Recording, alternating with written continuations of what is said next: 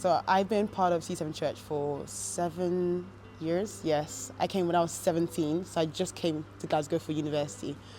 And I'm so grateful for the family here, the people I get to meet, the great teaching, the great, the journey that a lot of the leaders are exempling what it looks like to fully trust God. I just qualified as a lawyer a year ago, so I was really excited about that. And I went home, I said, in a year's time, where do I want to be? What do I want to produce? And what kind of person do I want to be? And I put in my 2025 expectations. I do that every year. I said, get a new job by the end of 2025.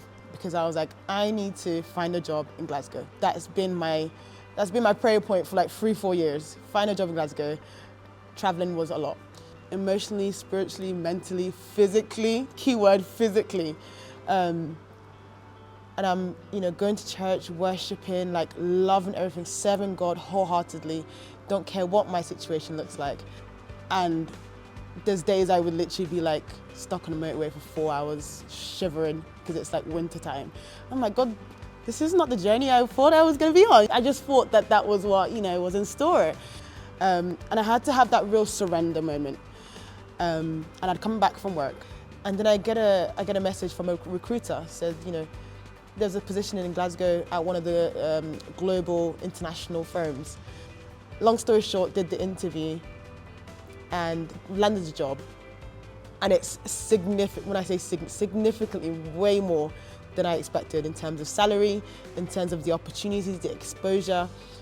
And I just look at it, I'm like, God, I know why those doors were closed. The biggest lesson I learned in that season is he was developing me before he promoted me.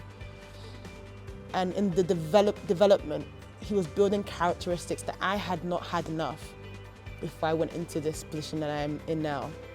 Those 3 years of being very frustrated, he's building something in me so I can really excel in this new season I'm in. So I just think this year I've expanded in my trust in God, in my faith, and that as a result has strengthened me in ways that I never thought that I would have.